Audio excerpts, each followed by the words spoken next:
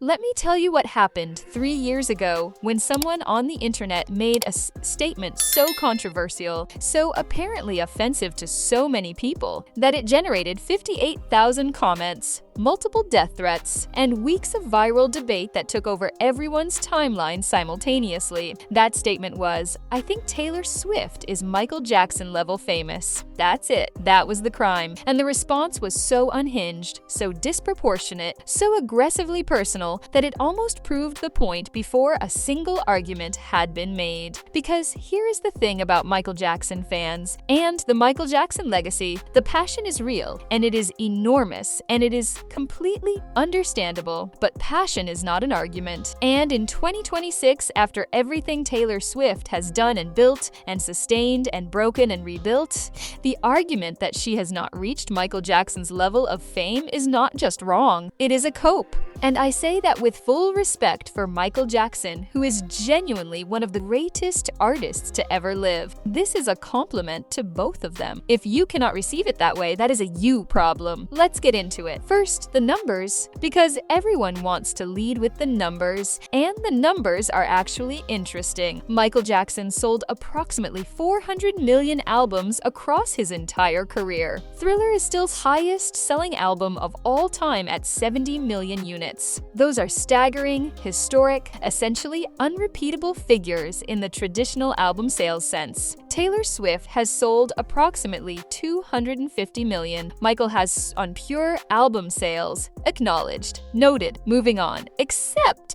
and this is where the comparison requires actual thinking rather than just pointing at a number, you cannot compare album sales across eras without accounting for how music consumption fundamentally changed. Michael was releasing music during the peak album sales era of recorded history. Taylor releases music during the streaming era, where individual album purchases have been largely replaced by something completely different. Taylor's all-time streams sit at approximately 123 billion. Michael's all-time streams are approximately 21 billion. That is a factor of nearly 6 times. You cannot hold that number against Michael because he is not alive to release music in the streaming era, and you cannot hold the album sales gap against Taylor for the same reason in reverse. The only fair comparison is dominance over contemporaries within the same consumption landscape. By that measure, the comparison is not even close. Taylor Swift has larger streaming numbers than Drake, The Weeknd, Bad Bunny, and Beyoncé simultaneously. Drake released 3 albums with over 40 songs in a single week, and Taylor still posted a bigger first-day streaming number from a single album. The margin by which she leads her contemporaries in pure sales is arguably larger than the margin by which any artist in history has led theirs. Time magazine did not publish that analysis because they were feeling generous. They published it because the data supports it. Grammys. Michael has 13. Taylor has 14. Taylor has won Album of the Year 4 times. Michael won it once. The Recording Academy, which is made up of industry professionals who are not teenage girls with friendship bracelets, has given Taylor Swift their highest honor 4 separate times. That is not fan voting. That is the music industry's professional class repeatedly saying this person is doing something historic and we need to formally acknowledge it. Again, now the Eras Tour, because you cannot have this conversation without it. The highest grossing tour in recorded human history, over $2 billion.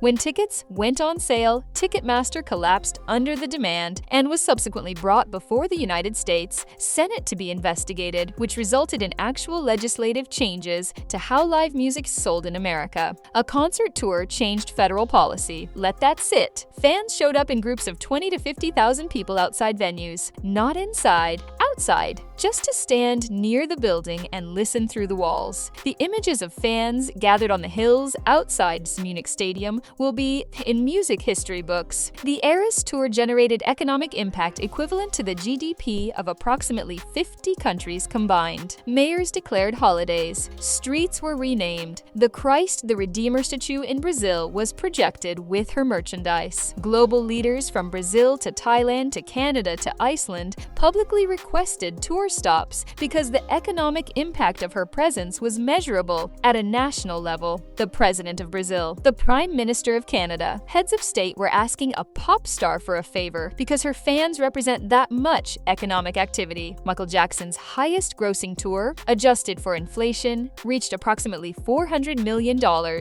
Taylor's tour made $2 billion. She sold more tickets across her tour than both of Michael's highest grossing tours combined. Yes, stadium economics and ticket prices have changed significantly. That context matters, and it is being acknowledged. The scale gap is still extraordinary. Here is the argument that people keep deploying as though it settles everything. Michael did this without social media. This is not the argument people think it is. Social media in 2026 does not make achieving this level of fame easier. It makes it considerably harder. In Michael Jackson's era, American consumers had approximately 3 entertainment options: television, radio, and print, with a limited number of channels across all of them. Everyone was essentially watching and listening to the same things because there was nothing else to watch or listen to. The monoculture existed because scarcity created it. If a major label signed you and got you on those 5 television channels and those handful of radio stations, you were being broadcast into the only pipeline that existed. You did not need to compete for attention because there was nowhere else for attention to go. Taylor Swift competes in a landscape with literally tens of thousands of entertainment options available at any moment on the same device in every pocket. Nearly 100,000 new songs are released every month on streaming platforms.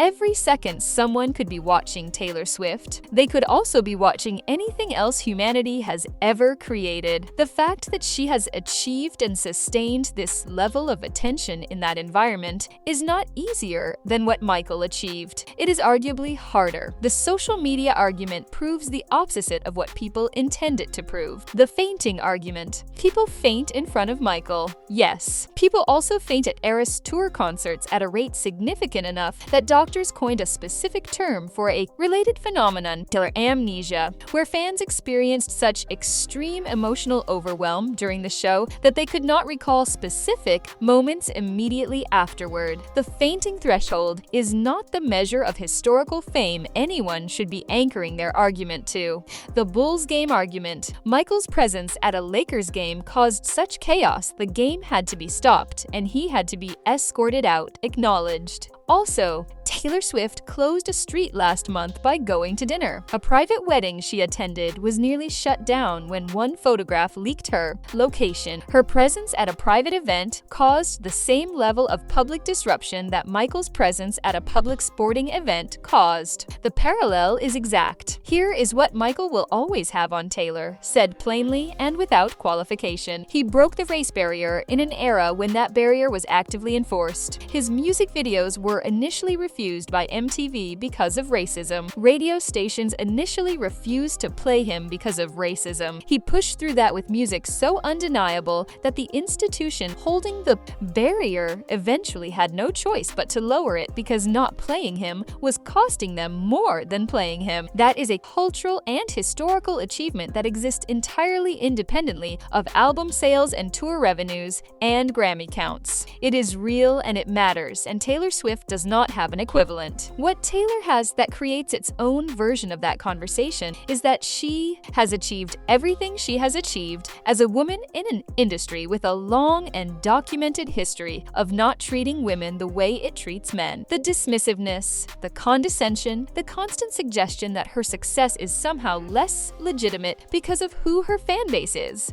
All of it maps onto something real about how the industry and the culture process female success differently. If Taylor Swift were a man with identical statistics, the conversation would not be a debate. Michael Jackson was fame. He was the definition of it for 40 years from age 11 until his death. That is an achievement that remains extraordinary and may never be fully replicated in terms of sustained commercial dominance across multiple decades. Taylor is in her 30s.